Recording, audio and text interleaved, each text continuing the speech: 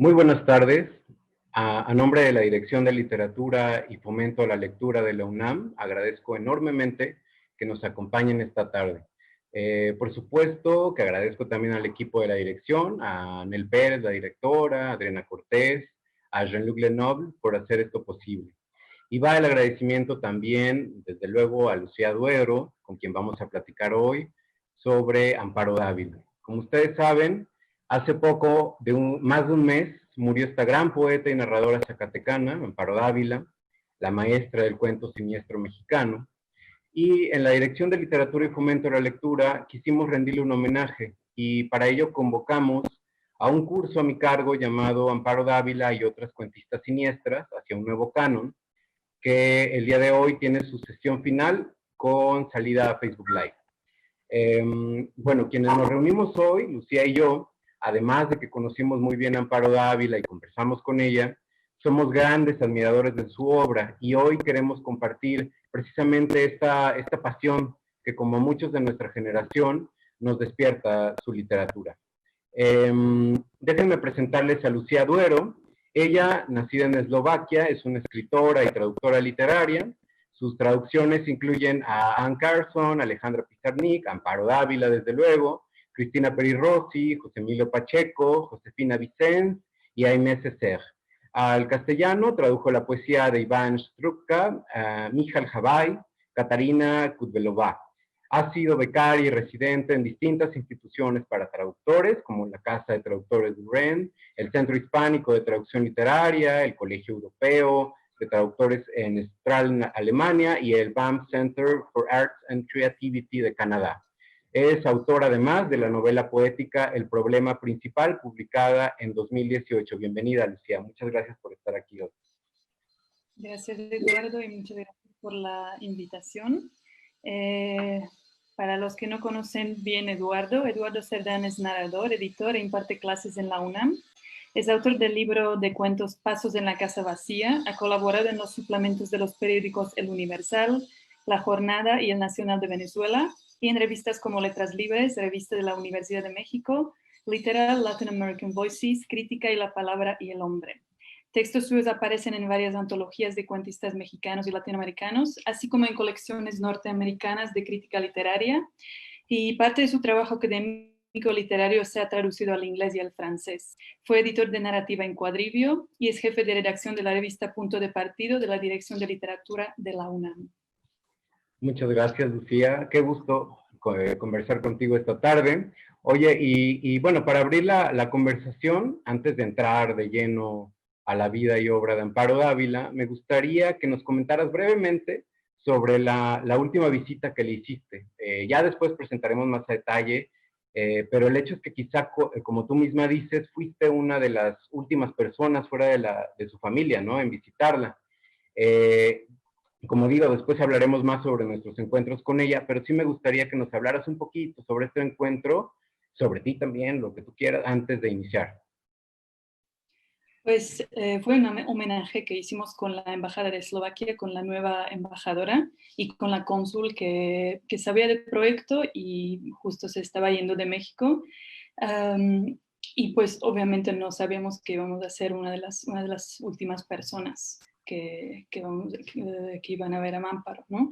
Le trajimos el libro que se publicó en Eslovaquia.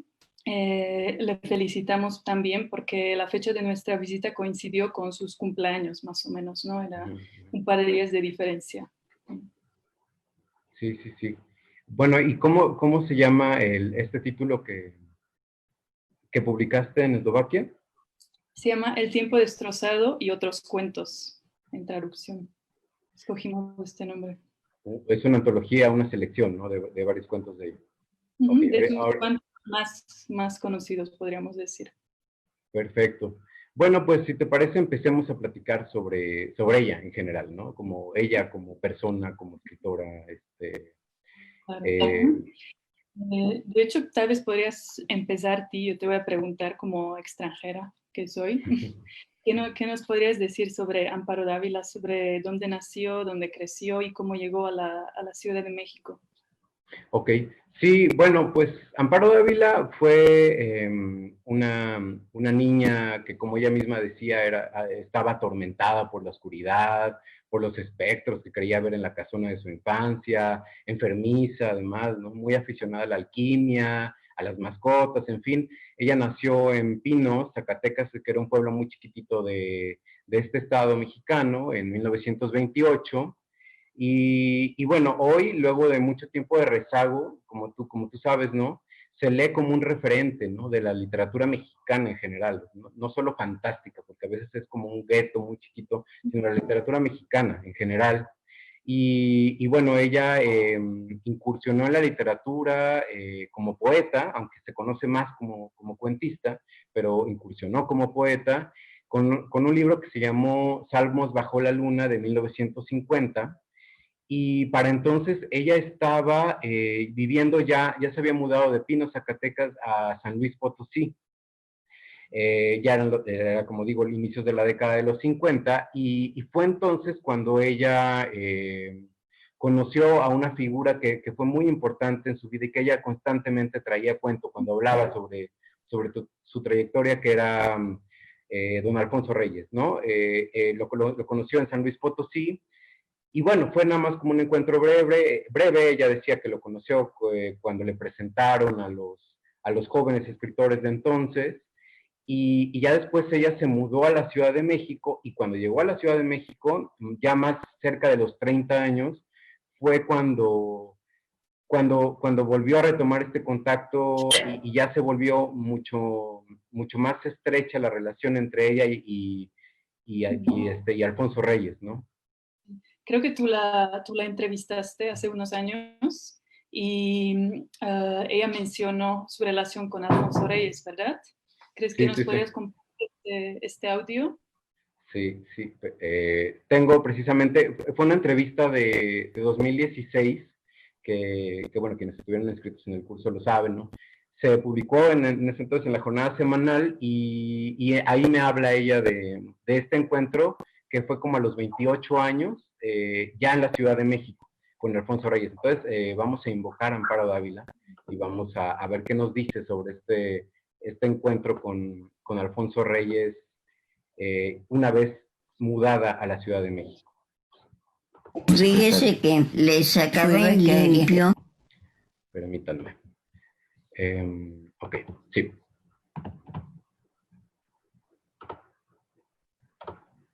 Fíjese que le sacaba en limpio textos que él necesitaba porque estaba haciendo un libro que le habían pedido en Monterrey, ya ve que era de Monterrey, un libro como homenaje, los quería reunir y entonces se los sacaba yo en limpio y no fue demasiado tiempo el que estuve, serían 2 años. Él me dijo que era muy necesaria la prosa, porque la prosa ayudaba mucho a la poesía, la agilizaba. Entonces yo ya había escrito en la escuela, porque nos ponían de tarea una descripción, un diálogo, cositas así sencillas, ¿verdad? En la gramática, en la clase de gramática. Y entonces yo ya escribía pequeños cuentitos, salían cuentos, no porque yo me lo propusiera, ¿verdad? Y ya después cuando don Alfonso me dijo que era necesario practicar la prosa mucho, entonces le fui enseñando lo que escribía y le gustaba. Y entonces me dijo, vamos a ir publicando esto. No, yo no quería, no me parecía, por timidez yo creo.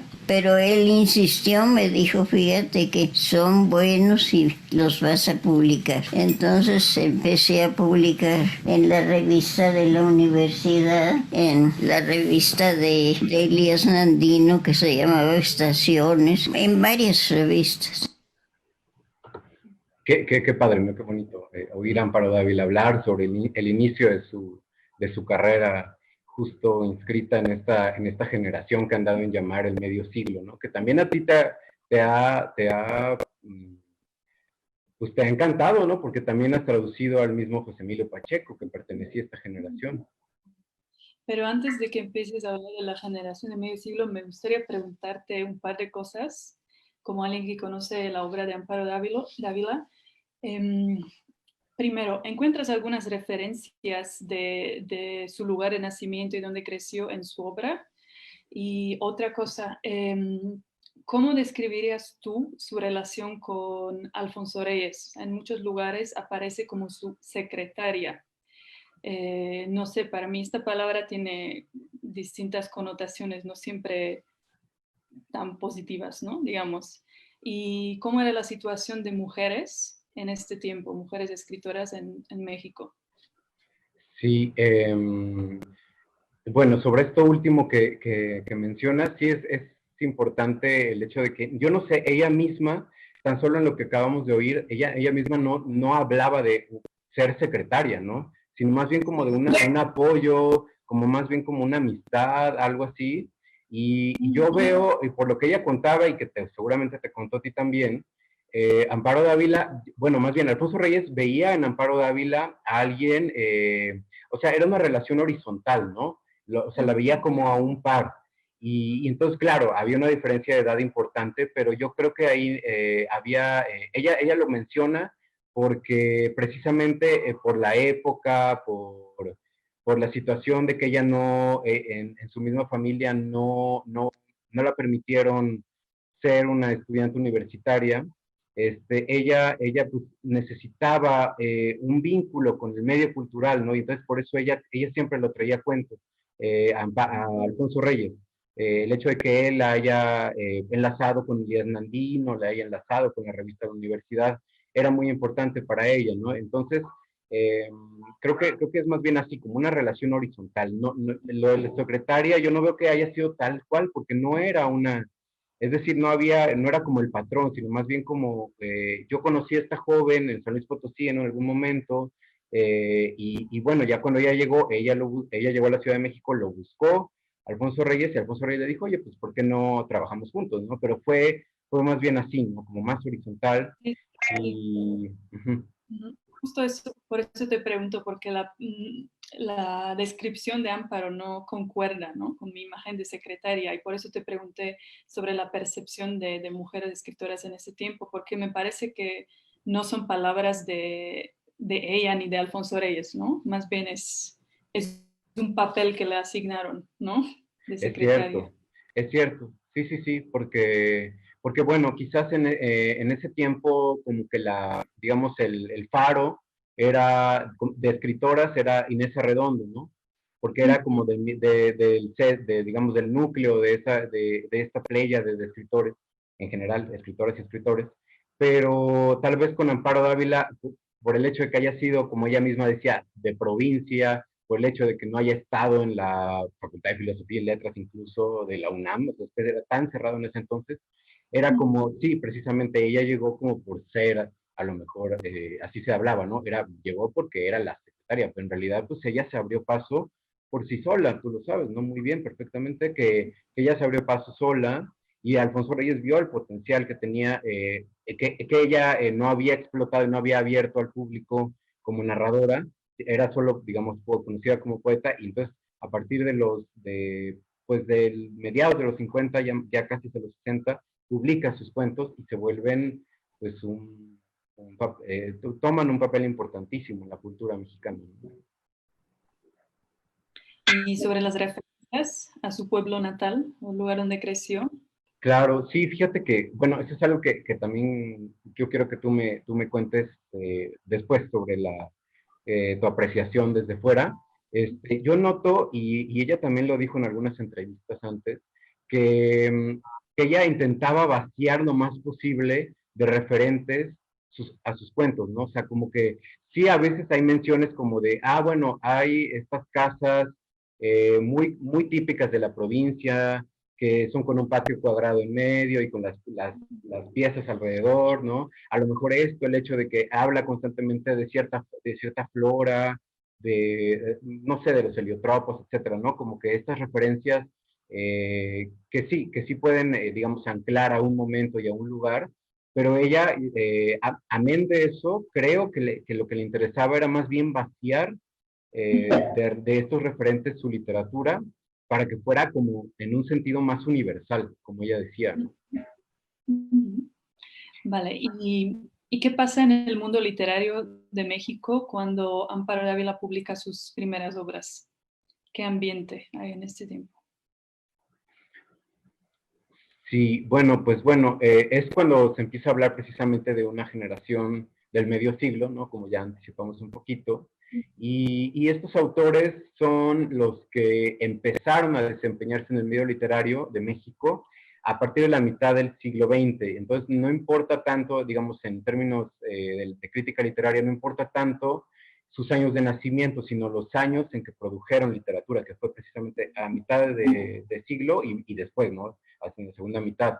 Entonces, creo que sirve esta etiqueta, porque pues, al fin de cuentas es una etiqueta, porque más bien la característica en común de estos autores del medio siglo es que es su participación activa en la cultura mexicana durante y a partir de los años 50, pero más bien convergen porque divergen. O sea, sus escrituras eran pues cosmopolitas, eran muy heterogéneas, críticas, tenían muchos miembros jóvenes, cosa que no era tan frecuente, ¿no? En ese entonces. Y además veníamos en México de una tradición, bueno, estaban ciertos sectores como los contemporáneos, quizá, ¿no? Estaba Juan José Arreola, estaba Juan Rulfo, pero digamos que como unidad, como de grupo, eh, lo que había era el ciclo de la novela de la Revolución Mexicana, más bien, ¿no? Es la narrativa telúrica de la tierra, y entonces estos escritores del medio siglo se alejaron de esa narrativa que era muy realista, muy racional, muy nacionalista además.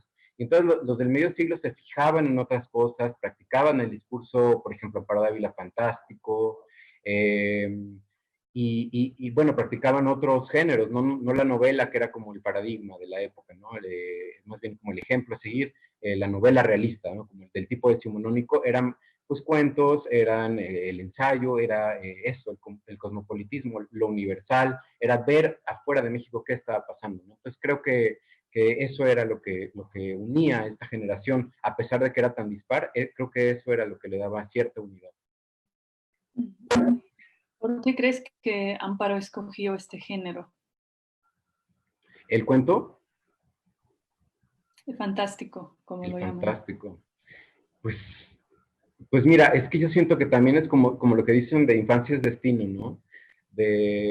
Como tú la conociste también, sabes que ella contaba siempre, ella fundó como una suerte de mitología personal, y entonces hablaba de esto, de estas leyendas que contaban en su pueblo acerca pues que veía a través de la ventana a los que llevaban a sus muertos, veía además que se aparecían el dueño anterior de su casa, la novia del dueño, ¿no? Así ella decía, ¿no? Entonces yo creo que mucho de esto ella lo tomó como punto de partida y entonces a partir de ahí se empezó a generar esta literatura que es tan rica, ¿no? O sea, además de muchos otros temas que ya después me gustaría que tú hablaras de ellos, como de los temas que en clave fantástica ella cifra, pero que en realidad hablan de una realidad, es decir, en los hechos hablan de una realidad muy tangible que no ha pasado, no ha perdido vigencia, ¿no? Bien. Sí, yo tengo la impresión que ella vio la misma realidad como algo un poco fantástico, ¿no? Entonces, y también si piensas en los temas de la realidad mexicana, no es del todo normal, ¿estás de acuerdo? Exacto, O sea, claro. lo que está pasando en México no se podría categorizar como algo normal, ¿no? Muchas veces es absurda la misma realidad, entonces creo que eso es lo que vio Amparo, ¿no? Y Estoy de que acuerdo. intentó capturar en su obra. ¿No? Sí, de acuerdo Yo totalmente. lo veo como, más bien como una exageración de la realidad, ¿no? O sea, estás hablando de la realidad, la inflas un poco, pero lo que estás describiendo tiene una base muy real, ¿no? Claro, claro. Y también es como fijarse, sí, en la realidad y de ahí pasarse a lo mejor como a un mundo más personal del inconsciente, de los sueños, pero siempre anclado a algo que estaba en ese México que ella estaba viviendo, ¿no? Totalmente. De la locura, ¿no? Y del machismo, sobre todo, ¿no? El La machismo. situación de mujer está descrita de una forma maravillosa, ¿no? Muy original. Totalmente, sí, sí, sí. Sí, Sí, incluso desde la señorita Julia, ¿no? Por ejemplo. ¿Cómo, perdón? ¿No? Si piensas en la señorita Julia, por ejemplo, en el cuento de la señorita Julia, En la ¿no? señorita Julia o en el huésped, ¿no? Uh-huh. También. ¿Tú cómo ves, digamos, a la hora de que te encargaste de estos cuentos, qué notaste que decía, a lo mejor porque a nosotros nos parece tan cercano como mexicanos, es como de, pues, no nos damos cuenta y nos enfocamos solo en el hecho fantástico, ¿no? O en el hecho onírico. Pero tú cómo viste, o sea, qué realidad estabas viendo de México que estaba trasluciendo Amparo Dávila en sus cuentos, en los cuentos que tú elegiste, por ejemplo? Sí, pues yo siento la falta de libertad, ¿no? En la situación de mujer, sobre todo. Entonces, pues esta falta de libertad y una locura que uno siente, ¿no? O sea, de que no puede vivir a su manera, de que está viviendo según reglas que alguien impuso y que le parecen absurdas, pero aún así tiene que respetarlas, ¿no? Un poco eso, y no se puede hacer nada.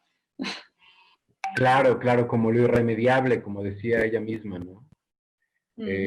Acerca de esto, o sea, por ejemplo, como dices tú, me interesa esta lectura sobre las parejas, sobre la opresión que hay en el matrimonio como institución, que se ve en cuentos como El huésped, recurro otra vez a él, ¿no? Porque bueno, es todo, está narrado al sesgo, ¿no? O sea, todo es como lo que ocurre alrededor, ni siquiera se habla realmente de, por ejemplo, de la infidelidad del marido, pero ella estaba hablando de eso y de cómo el huésped y cómo se escinde el mundo doméstico, porque eso es otra, ¿no? El mundo doméstico en Amparo Dávila, cómo se escinde el mundo doméstico, en el caso del huésped en especial, en un mundo femenino y en un mundo masculino, ¿no? En el masculino, que es el que el marido trae al huésped y aterroriza a quienes están viviendo en esa casa, y cómo la protagonista de ese cuento del huésped y Guadalupe, que es la empleada doméstica, cómo lo viven con terror, o sea, cómo viven con terror esas imposiciones de lo masculino, ¿no? Uh-huh. Claro, y el esposo es más bien ausente, ¿no? O sea, se nota o sea, hay cierta formalidad en las relaciones en los cuentos de Amparo Dávila, de hecho mucha formalidad, y es un ambiente muy conservador, ¿no? Entonces, creo que por eso tenemos esta descripción de la mujer que se inventa su propio mundo, ¿no? Y está tratando de resolver esta situación en este pequeño mundo que tiene que crear. Claro, claro. Y oye, fíjate que también, bueno, yo sé que tú notaste en el caso de Amparo Dávila la presencia constante, no solo en la vida de ella, sino en su obra de los gatos, ¿no? También, Uh-huh. que aparecen, o a lo mejor no tal cual los gatos, sino como una cierta presencia, digamos, felina, ¿no? También, o sea, en cuentos de estos de lo incierto, que era un elemento recurrente en su obra, como El huésped, como Alta Cocina, pero también Moisés y Gaspar, por ejemplo, que pueden ser un poco animalizados. Estaba también como esta, como felinización de lo incierto, ¿no? También.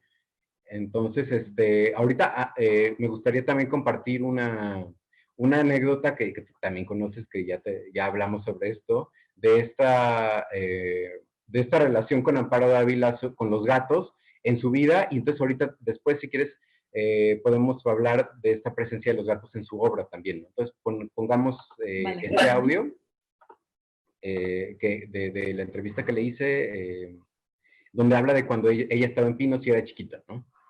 Es que las casas de Pinos son de habitaciones muy grandes y Pinos es un pueblo muy frío, con mucho viento. Entonces cuando yo nací, yo lloraba mucho, pues no sabían de qué, creían que me faltaba alimento, pero luego ya veían que no, que algo me dolía. Total, nunca no sabían de qué se trataba.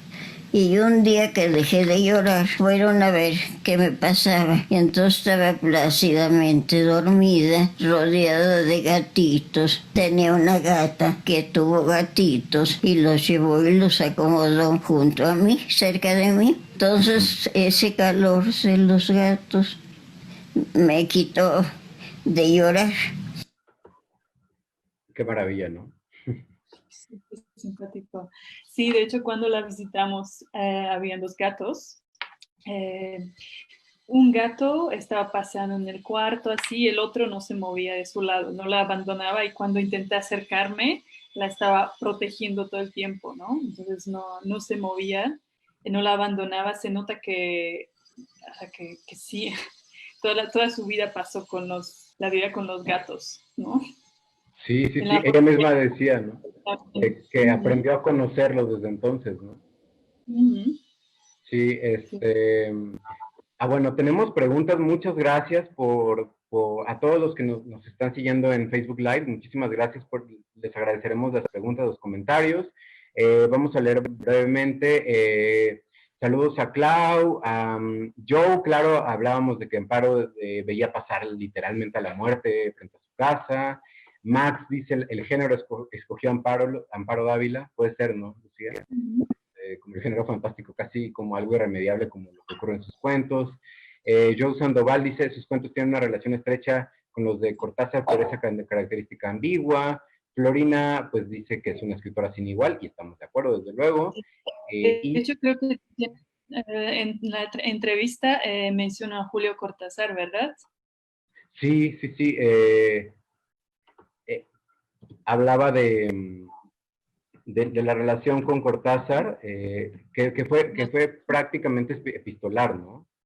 Sí, no sé si nos quieres compartir también este audio, que me parece interesante. Sí, sí, ahí voy, ahí voy. Nada más que déjeme buscarlo. Sí, ya lo encontré. Es que sí, tenemos, pues es que son tantas anécdotas, tanto que explotar acerca de Amparo Dávila que podríamos dedicarnos muchas horas, ¿no? Pero a ver, hablemos de esto que ella misma evocaba en sus conversaciones como un recuerdo pues muy emotivo, ¿no? Del comienzo de su relación epistolar con Julio Cortázar. Vamos a oír a Amparo Dávila.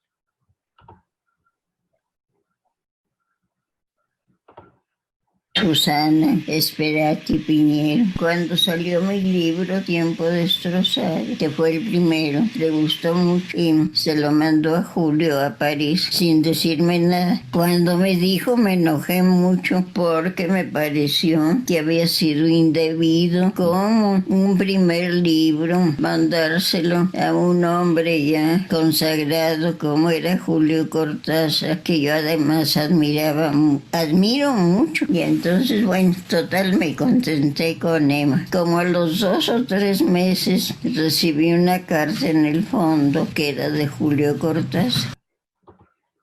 Y ahí empezó esta relación epistolar, ¿no? Que se extendió por varios años, ¿no? Y qué molestia por parte de Amparo, ¿verdad? Totalmente, como primer libro, ¿no? Y fue una maravilla. Y lo pueden ver, por ejemplo, están las cartas publicadas por Nitropress de Julio Cortázar, y Julio Cortázar se deshace en elogios de esta literatura maravillosa de Amparo Dávila, ¿no? Desde su primer libro de cuentos, y él mismo se impresiona de que sea un primer libro de cuentos, ¿no? Bueno, déjame leerle, Lucía, un poquito más sobre esto que nos ponen en Facebook Live. Is Navarro, que bueno, es parte del curso, dice, en El huésped la protagonista menciona su pobreza, da cuenta de que es pobre y que por tal no puede hacer nada, no lo puede dejar. Ahí Amparo Dávila estaría poniendo en claro la feminización de la pobreza. Mario Santiago te pregunta, Lucía, ¿crees que Amparo fue entendida en la época en la que escribió? ¿Debemos redescubrir su literatura y su pensamiento? Bueno, yo creo que se entendió que es una escritora muy original, ¿no? Y por eso estamos hablando de ella incluso hoy en día. Creo que lo que menciona Is Navarro, la feminización de la pobreza, sigue siendo actual hoy en día, ¿no? Era actual en su tiempo y sigue siendo actual, desafortunadamente, ¿no? Entonces, desde luego, los temas siguen siendo actuales y por eso por eso es una gran escritora, ¿no? Porque habla a nosotros, incluso si pasan los 50 años, ¿no? Sigue siendo actual. Claro, claro. Bueno, ahorita volvemos a este punto que es súper importante. Miguel Romero dice, creo que la obra de Amparo Dávila debería ser más difundida con el público en general, se lo merece su magnífica obra.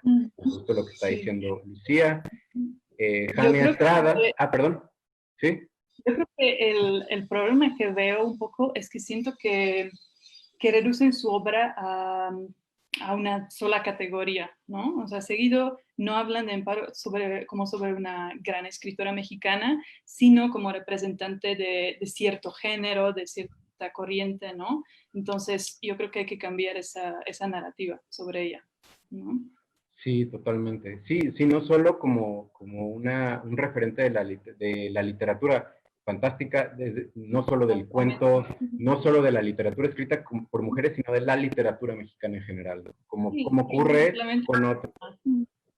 Simplemente como una gran escritora y punto, ¿no? Y el resto viene después de la caracterización de su obra, pero... Claro, claro.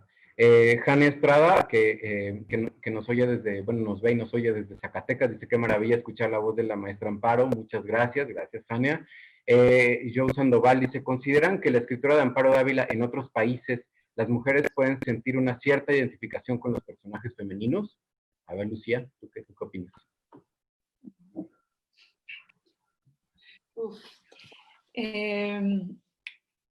No puedo hablar sobre todos los países, desde luego. Puedo mencionar lo que opino sobre su percepción en Eslovaquia. Más bien es percibido como algo absurdo, porque la situación de mujeres en Eslovaquia es muy diferente, ¿no? Desde luego hay pobreza, hay violencia, etcétera, pero no llega a niveles de México. Y por lo tanto, parece absurdo, ¿no? En Eslovaquia muchas veces la violencia mexicana resulta absurda porque hasta uno piensa que esto no puede ser real, ¿no? Y sé que en Eslovaquia la compararon o la siguen comparando un poco con Kafka, ¿no? Porque en nuestra zona en Europa Central pues tenemos un referente fuerte de lo absurdo que es Kafka, ¿no? Y en la obra de Amparo Dávila encuentran algo parecido. Entonces, más por este lado. Bueno, qué maravilla. Lo que quiere decir que la realidad mexicana parece absurda en otros países, ¿no? Qué gran revelación, de verdad. Esta lectura me parece impresionante. Y además, el asunto de la mención a Kafka no es nada jalada de los pelos, ¿no? Porque, o sea, tú que visitaste a Amparo Dávila en su estudio, sabes que ella tenía a Kafka en su biblioteca, ¿no? Un retrato de Kafka. Entonces, incluso desde su primer libro de cuentos, hay un texto que se llama, creo que Fragmentos de un diario, una cosa así, que es como una reelaboración de El artista del hambre de Kafka, y constantemente volvió a estos ambientes kafkianos precisamente, ¿no? Que ya hasta merecen un adjetivo, kafkianos. Y fíjate qué interesante que lo liguen con el absurdo. O sea, eso me parece atroz, ¿no? Por la realidad que está reflejando Amparo Dávila, cifrada en lo fantástico, ¿no? Claro. Bueno, Doris, muchos saludos, muchas gracias. Anel Pérez, la directora de literatura, nos está viendo y, bueno, dice que qué gusto conocer y escuchar a Lucía Duero y gracias por hacer presente la voz, la obra, la persona de Amparo Dávila, que vive por siempre. Muchas gracias, querida Anel, por el espacio, por el entusiasmo compartido, desde luego, por Amparo Dávila, ¿no? Por su obra y por todo lo que significa, no solo para los mexicanos, estamos viendo, sino para la literatura universal en general. Bueno, además, salvo lo que ustedes nos quieran comentar en Facebook Live, Lucía, ¿tú qué más? ¿A qué retos te enfrentaste a la hora de traducir Amparo Dávila, digamos, de manera formal? O sea, además, ya hablamos de los argumentos, hablamos de los recursos que utiliza. En la manera estructural, por ejemplo, en estos cuentos de lo incierto, en los que no se sabe a veces si son un él, ella o ello, o sea, ¿cómo te enfrentaste a este recurso de lo ambiguo que ya también comentaron en Facebook Live a la hora de traducir al eslovaco Amparo Dávila? Aparte a pesar de que tenga ligas con esta tradición literaria, no es como que seamos tan partícipes del linaje de escritores eslovacos, por ejemplo, ¿no? Entonces, ¿tú cómo te enfrentaste a Amparo Dávila al traducirlo? Bueno, para empezar, hay varios retos con los cuales se encuentran los traductores. Para mí, el primer reto era encontrar al editor, desde luego, ¿no? Y convencer al editor a que su obra vale, ¿no? Que es algo extraordinario. Porque Eslovaquia es un país muy pequeño. No se conoce mucho de la literatura mexicana, ni siquiera de la literatura latinoamericana, ¿no? El sur, el norte, el centro, todo es lo mismo, ¿no? Y se conoce Fuentes, se conoce Cortázar, que lo siguen categorizando como escritor latinoamericano, se conoce pues Octavio Paz, obviamente, y pues otros 3 escritores. De las mujeres casi nadie, ¿no? Entonces, ese es el primer reto.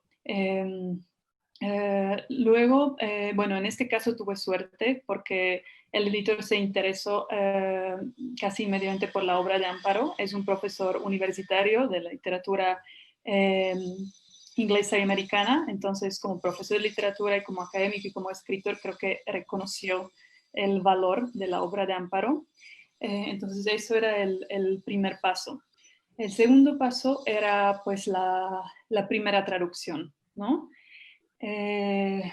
Yo creo que para traducir bien una obra hay que estudiarla, ¿no? Sobre todo, no solo conocer la lengua, sino estudiarla para poder tomar buenas decisiones, ¿no? Para entender al personaje, claro, nunca vamos a entender al 100, ¿no? Nunca vamos a ver dentro de la cabeza de otra persona, es imposible, ¿no? Nunca vamos a entender exactamente por qué escogió esta palabra y no otra, ¿no? Pero si estudiamos la obra, si estudiamos el contexto, si estudiamos la vida de la autora, podemos acercarnos a una versión aceptable, ¿no? Entonces, eso es otro reto, estudiar. Y luego el resto se va solucionando de forma natural, ¿no? Uno lo va pensando todo el tiempo.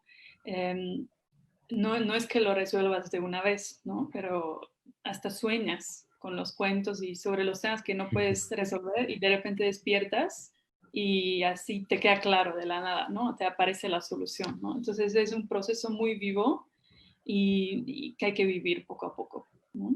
Luego el otro reto es la edición de la obra. Es algo que considero muy, muy importante. Creo que deberíamos hablar más también, tal vez en otra charla, sobre el labor de los editores, porque solamente si hay confianza entre el traductor y el equipo en la casa editorial, podemos llegar a una buena obra. Si no hay confianza y si no se puede trabajar bien, es muy difícil, ¿no? Entonces, eso también es algo muy importante porque se necesitan varios ojos. Y bueno, para concluir, pues los lectores, ¿no? El lector es otro elemento muy importante. Ok, oye, o sea, ya está puesta en marcha la de la difusión de estos cuentos traducidos por ti en Eslovaquia. ¿Has recibido Sí. comentarios al respecto? Sí, se publicó en 2017 y sí salieron varias reseñas positivas, ¿no? Entonces la comunidad sí se interesó por la obra. Sobre todo porque no se conocen muchas autoras mexicanas en Eslovaquia. Qué importante que tú además las hayas insertado no solo precisamente como, como practicantes de cierto género o como literatura escrita por mujeres, sino como parte del canon, presentar a los lectores eslovacos como Amparo Dávila como parte del canon mexicano, ¿no? Eso me parece importantísimo, además, ¿no? Claro. Y curiosamente la llegué a conocer en la UNAM, en un Fíjate. curso que estaba tomando en el CEPE. Tuve un gran profesor, Jorge Aguilera López, que estaba impartiendo un taller de la narrativa mexicana y es ahí donde me interesó por su obra. También gracias a él, porque como gran profesor era capaz de vendérmela, ¿no? Claro. De despertar un interés, ¿no? En mí. Entonces ahí empezó todo. Lo mismo pasó con otras escritoras y escritores allá. Ok, oye, y bueno, tenemos más preguntas. Marisol Salmones pregunta, Lucía, ¿cuál es para ti la más lograda característica de la literatura de Amparo Dávila? Y Ana Ortega dice, ¿por qué o cómo fue? Bueno, esto lo acabas de decir, ¿cómo te interesaste en la obra de Amparo Dávila? Ya lo acabas de explicar. Pero bueno, Marisol preguntaba, ¿cuál es la característica más lograda de Amparo Dávila para ti?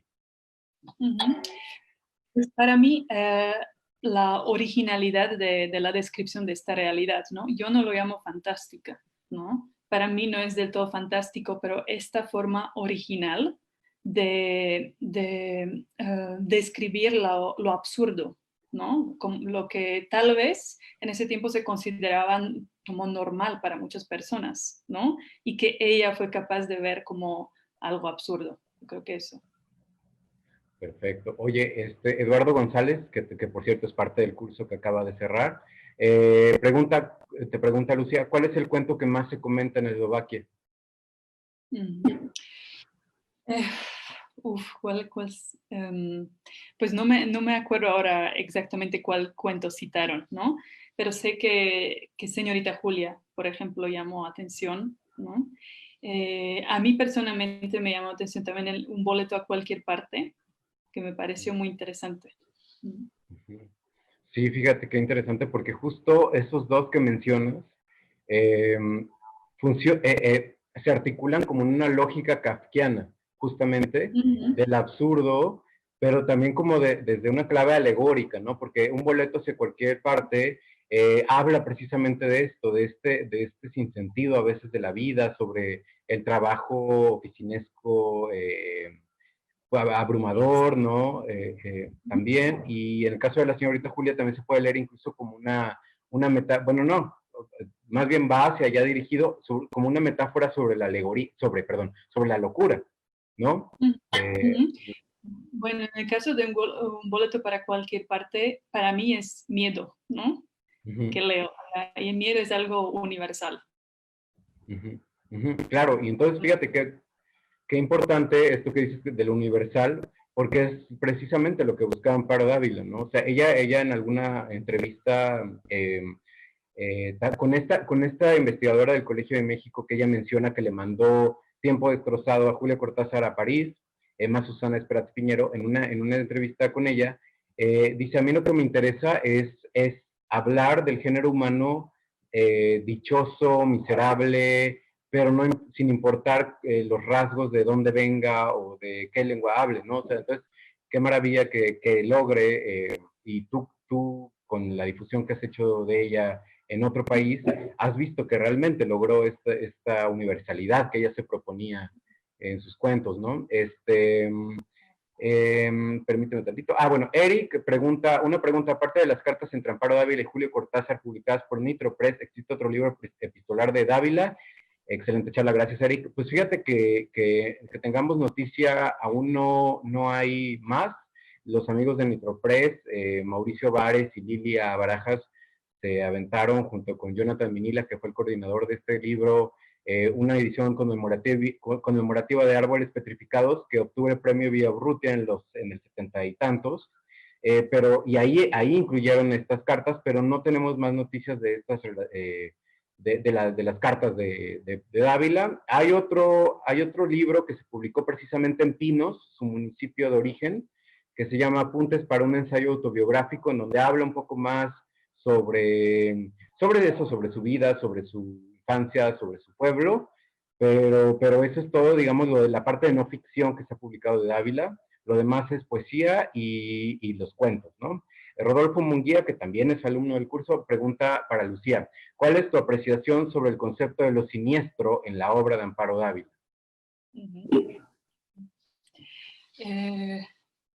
Pues mira, yo creo que el miedo que ella describe, la ansiedad, es algo que nos pasa a todos, ¿no? De vez en cuando. Y todos tenemos de vez en cuando la necesidad de escaparnos de todo, ¿no? Solo que Amparo lo lleva a otro nivel, ¿no? Este escape y ese miedo. Entonces eso es lo que me fascina en su obra. Sí, como tú dices, la dislocación de un mundo cotidiano, ¿no? Que uno se puede identificar fácilmente y que de pronto en él irrumpe esto, ¿no? O sea, que puede ser el miedo. Nosotros lo controlamos, ¿no? Y lo filtramos tal vez de otra manera, pero en la obra de Amparo Dávila no hay filtro, ¿no? O sea, es algo que explota. Si es miedo o ansiedad, o sea, explota. Claro. Y bueno, y hablando de un poco más sobre los temas de Amparo Dávila, o sea, está el miedo, está lo que dijimos de la relación dispar entre en un matrimonio. También, por ejemplo, está en un cuento como El último verano, está también el tratamiento de la maternidad, y no solo en ese, sino en varios textos hay una relaboración precisamente en clave fantástica sobre la maternidad en ese tiempo, ¿no? ¿Tú cómo viste la imagen de la madre o de la familia en general en Amparo Dávila? O sea, ¿qué pudiste apreciar en los cuentos que traduciste? Por ejemplo, en Alta Cocina, tú lo tradujiste y está, por ejemplo, este desfase entre cómo ve el protagonista el hecho angustioso y cómo la familia, quien cocina, lo ve distinto. O sea, entonces, ¿cómo ves el ambiente familiar en Amparo Dávila? ¿Tú cómo dirías que lo caracteriza ella en sus cuentos? Pues yo creo que hay varias cosas, ¿no? Yo creo que podríamos seguir leyendo la situación de la mujer en la obra de Amparo Dávila, incluso y compararla con la situación de hoy, ¿no? Es lo que alguien preguntó hace unos minutos, ¿no? O sea, ¿cuál es la actualidad de su obra?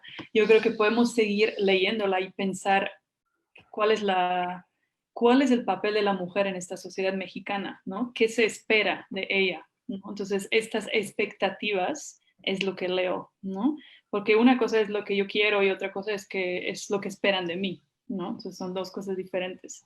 Y luego yo creo que también hay tragedias personales de Amparo, ¿no? Claro, Como claro. padre, ¿no? Sí, me encanta esto que dices sobre el asunto de la mujer, porque justamente, bueno, Max habla de poner en palabras las sombras, muy pocas personas lo logran, y desde luego Amparo Dávila lo logró con creces. Marcos Vargas dice, no sé si ya lo haya mencionado, pero ¿qué opinan del Tratado de la Mujer en su obra? Claro, es lo que está diciendo justamente Lucía. Y, por ejemplo, menciona a Tina Reyes y Música Concreta. Y justamente, por ejemplo, en Música Concreta está esta situación de la mujer, pero de la mujer, de las mujeres enfrentadas, ¿no? Que es algo que se está intentando desmontar, ¿no, Lucía? Con el asunto de la sororidad, de que ya hay una música concreta, es como también hay en Amparo Dávila como la esposa y la amante, y cómo ellas están peleando por el amor de un hombre, ¿no? Y es algo muy de la época que está hablando de esa época que le tocó vivir a Amparo Dávila, pero que lo hace desde una mirada crítica, ¿no? Sí, pues siempre todo es a través del hombre, ¿no? Eso es precisamente el problema, ¿no? Nunca es la mujer en sí, siempre está ahí el hombre. Y por eso te preguntaba sobre la denominación, ¿no? De secretaria antes, porque mi impresión es que está pasando lo mismo. Yo creo que Amparo Dávila no necesita a Alfonso Reyes pues, para comprobar que es una gran escritora, ¿no? Pero se sigue circulando, ¿no? Esto en su biografía, ¿no? De que fue secretaria como si fuera algo muy importante en su vida que la valoraría como escritora. Entonces es lo mismo, ¿no? La presencia del hombre que da valor, ¿no? A la vida de una mujer o a su trabajo. Totalmente, sí, o sea, como si Alfonso Reyes legitimara que era una gran escritora, ¿no? Y en realidad, más bien lo que tenemos que ver es que Alfonso Reyes, como lo dijimos hace rato, es más bien una presencia, es más bien un síntoma de que las mujeres no podían tener acceso tan fácilmente al medio cultural y literario mexicano en esa época, ¿no? Entonces tenía que ser siempre por otras vías, por la academia, es decir, tenían que legitimarse, tenían que validarse de otras maneras, porque incluso Amparo Dávila, pues ella contaba que en su familia, pues su padre no le permitió en su momento estudiar, porque eso no era para mujeres, ¿no? Y a la madre no era que lo viera mal el hecho de que estudiara, pero no, tampoco lo promovió. Sin embargo, sí hay un apoyo por parte de la madre a la hora de que ellas se mudan, las dos, a la Ciudad de México, ¿no? Entonces es cuando Amparo Dávila ya impulsa su carrera literaria al máximo, y fíjate que cuenta en algún momento que, que ella le dio este primer libro de cuentos, Tiempo Destrozado, a su padre, se lo entregó en una gran casa editorial y era como de, mira, fíjate cómo sí lo logré, o sea, cómo sí pude, cómo siendo tu hija, siendo la mujer que no podía estudiar, lo logré, ¿no? Sí. Entonces, Pero la pregunta sería, ¿qué es lo que quieren ver los hombres, no? exacto, totalmente, totalmente.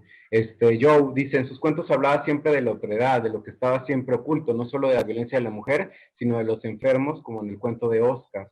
Sí, ¿no? Como esto que decía Lucía de la familia como elemento inquietante, ¿no? También, ¿no? Oscar como una suerte de monstruo, que es el hermano, que tiene como ligas con el hombre lobo, ¿no? Incluso también.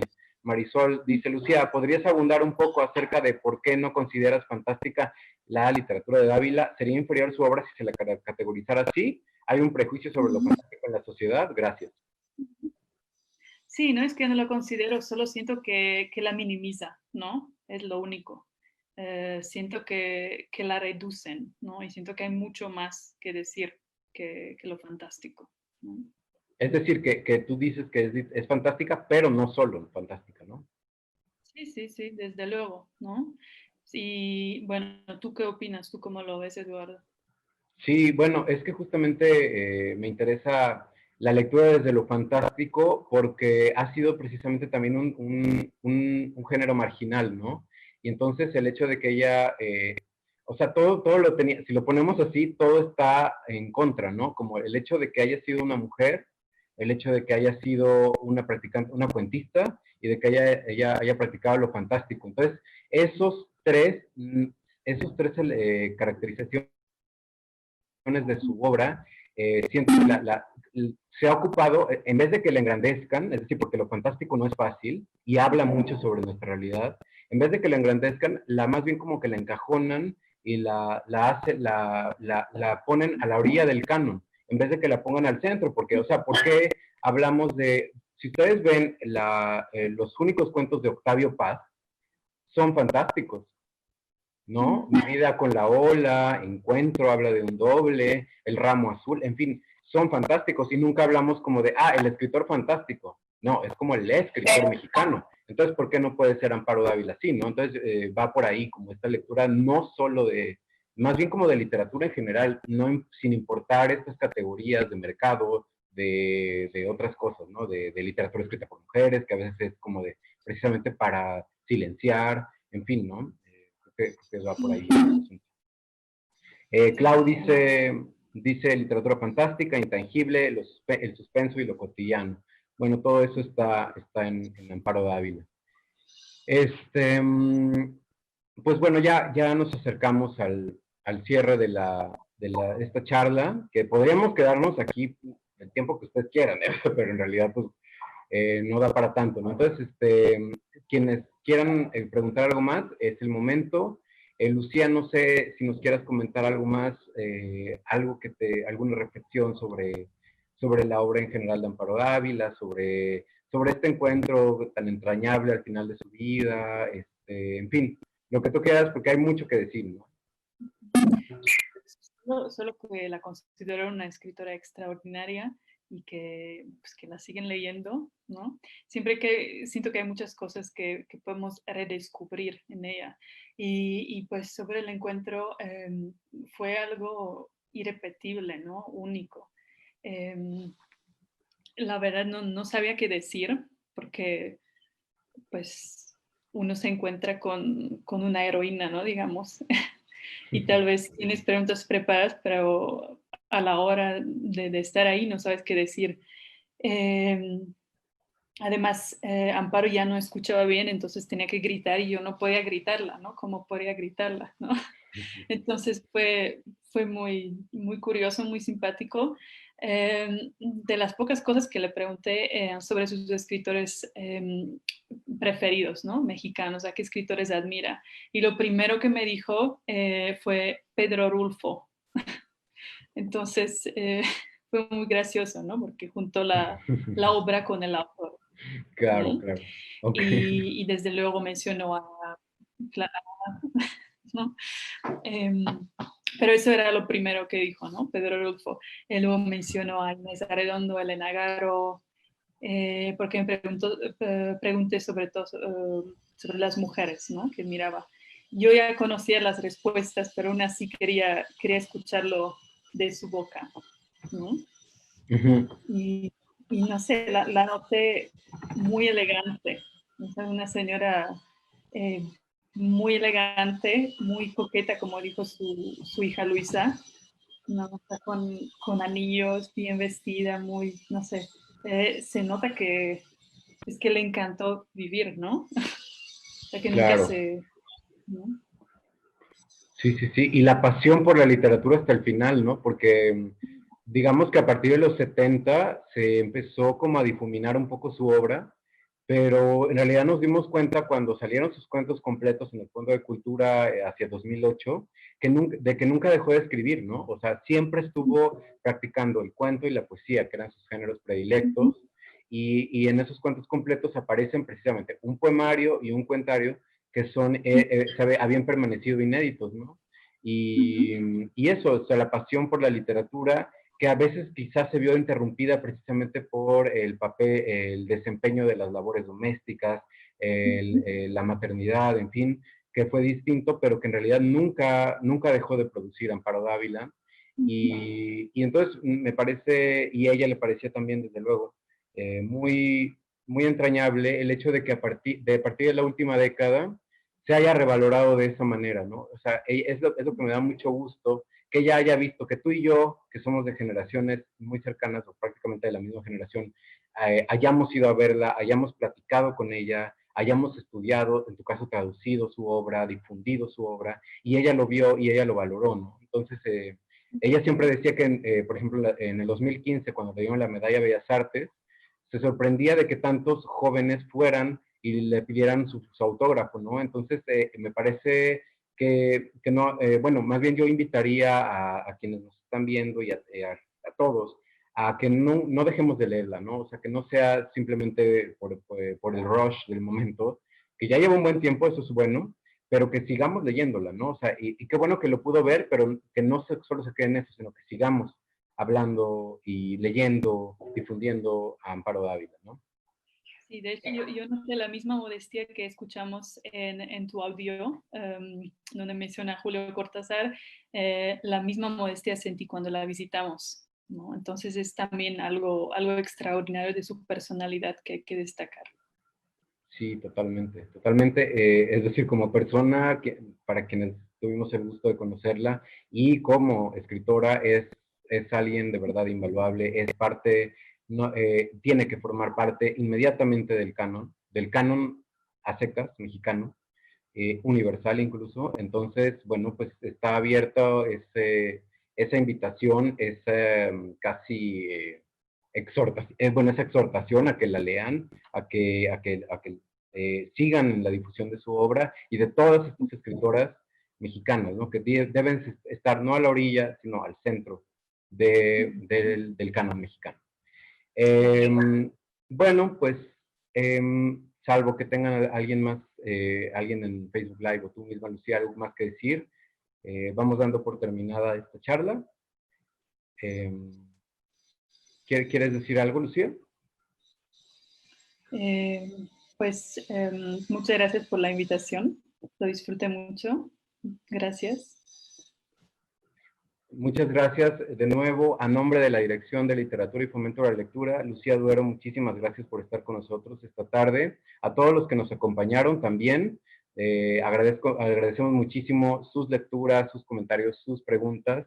Y bueno, sigamos en esta lectura y en esta difusión de la obra, la vida y obra de Amparo Dávila. Muchísimas gracias.